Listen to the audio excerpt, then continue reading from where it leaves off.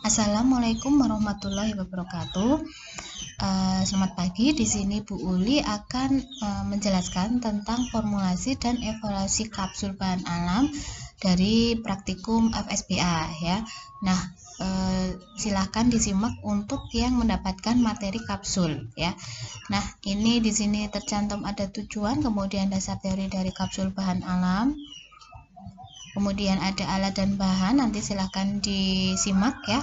Untuk bahan ini saya samakan semua, jadi kita menggunakan daun jambu biji ya, semua sama. Sebenarnya kalau misalnya waktu kita lebih panjang itu setiap kelompok saya suruh untuk menyiapkan sendiri, tiap-tiap kelompok itu beda-beda, jadi nggak semua daun jambu biji, tergantung mereka mau membuat kapsul apa. Tapi ini kita sudah jadikan satu saja tema, yaitu daun jambu biji basah.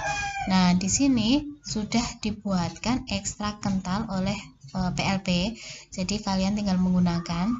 Nah, cara kerjanya, nah di sini ada kasus penggunaan di masyarakat.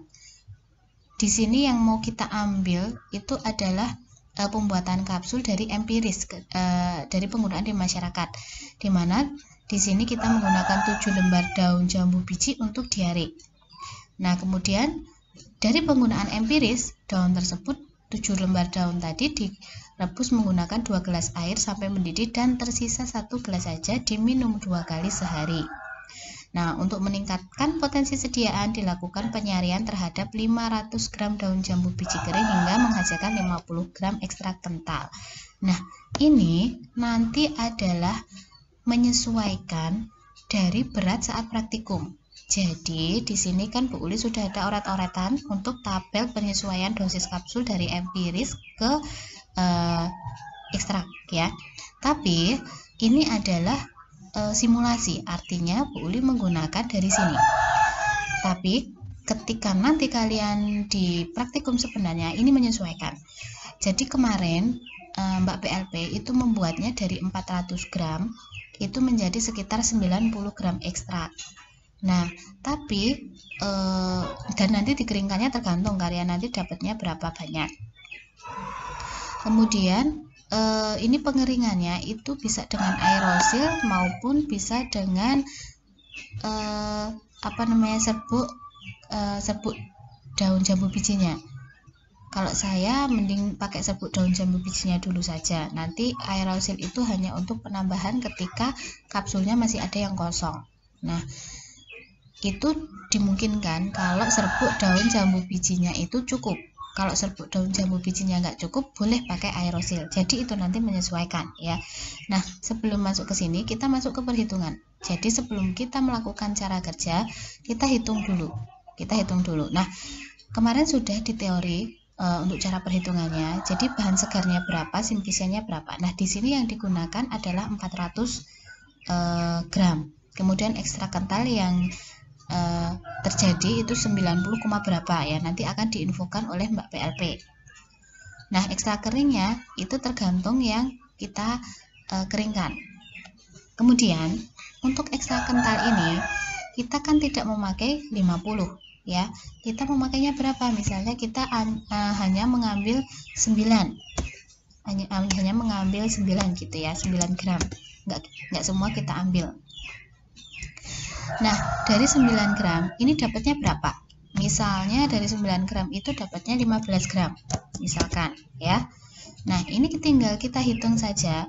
Nanti ada penyesuaian di sini. Misalkan kita ingin menghitung yang di sini itu ini kita bandingkan dengan bahan segar, kalau yang ini kita bandingkan dengan simplisianya. Nah, nanti satu persatu. Jadi dari sini kita bisa mencari dulu berat simplisia yang kita gunakan ya. Caranya gimana? Caranya yaitu seperti ini. Kalau di sini kan kita 10 per 2500 dikalikan 60 ya kan. Nah, kalau di sini berarti ada 9 per 50 dikali 500. Nanti hasilnya berapa? 9 per 50 dikalikan 500. Misalnya seperti ini. Nanti silakan dicari berapa. Nah, misalnya ini X.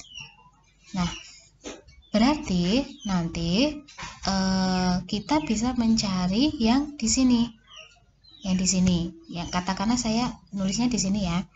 Nah, kita bisa mencari ekstra kering yang kita gunakan. Jadi bisa kita gunakan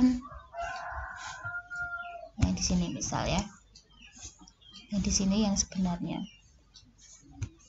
9, kemudian maaf ini aja pakai yang ini ya, pakai yang ini 2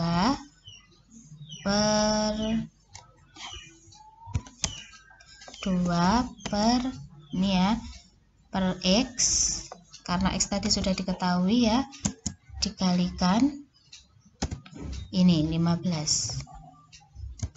Wah, X-nya itu sama-sama X ya, jadi kita cari aja 9 per 50 kali 500. Berapa coba? 9 per berarti 90 ya. Ini jawabannya 90 gram. Nah, langsung aja daripada nanti bingung. 90 ya. Ini hasilnya berapa misalkan. Nah, ini adalah nanti ekstra kering yang kita gunakan ya. Jadi menyesuaikan. Kalau misalnya kita mau menghitung dari simplisia berarti 2 per 90 dikalikan 15 seperti itu ya. Jadi ini menyesuaikan. Jadi ini adalah simulasi saja. Nanti adalah menyesuaikan dari mbak-mbak PLP.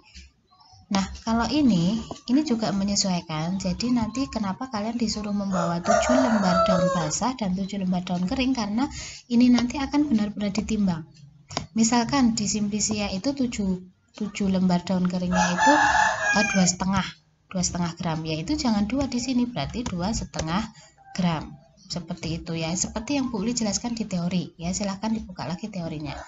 Nah, caranya timbang berat 7 lembar daun jambu biji segar dan 7 lembar daun jambu biji kering. Nanti silahkan ditulis di sini ya, berapa beratnya. Kemudian ekstra kental dikeringkan dahulu dengan serbuk halus. Ini apabila mencukupi kita pakai serbuk halus dari daun jambu biji.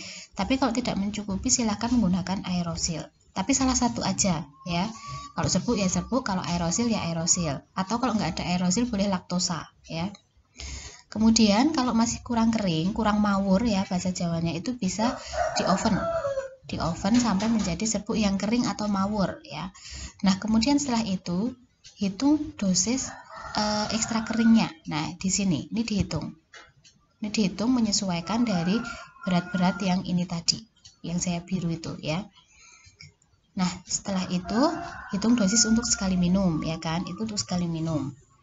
Kalau untuk sehari berarti kan dikalikan 2 nanti. Nah, masukkan ekstra kering dengan dosis yang sudah sesuai ke dalam cangkang kapsul dengan ukuran yang sesuai. Nah, ukurannya disesuaikan. Kalau butuh yang 250, butuh yang 500 ya 500. Kemudian ditimbang. Misal timbangannya A gram. A gitu ya. A itu belum penuh di kapsul. Nah, kalau belum penuh, kalau sudah penuh ya sudah itu. Kalau belum penuh nanti berarti ditambah bahan biar penuh ya. Kita tambah laktosa. Yang ada laktosa kayaknya.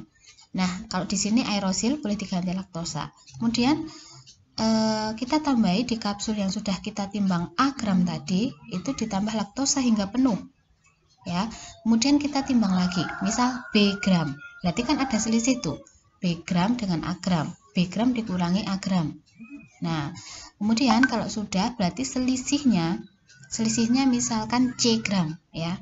Selisihnya C gram berarti itu adalah bahan tambahan yang ditambahkan untuk kapsul menjadi penuh. Itu adalah C gram. Nah, kalau kita ingin membuat misalkan berapa kapsul ini? 30 ya. Nah, 30 kapsul, kalau kita ingin membuat 30 kapsul, berarti bahan tambahan yang kita tambahkan biar kapsul itu menjadi penuh di setiap kapsulnya, itu adalah C gram dikalikan 30 ya. Nanti tinggal ditambahkan ke sini, ke ekstra keringnya. Kemudian kita bagi rata dan masukkan ke dalam cangkang kapsul. kita masukkan ke dalam cangkang kapsul ya, kapsul yang sesuai tadi. Nah, ini ada untuk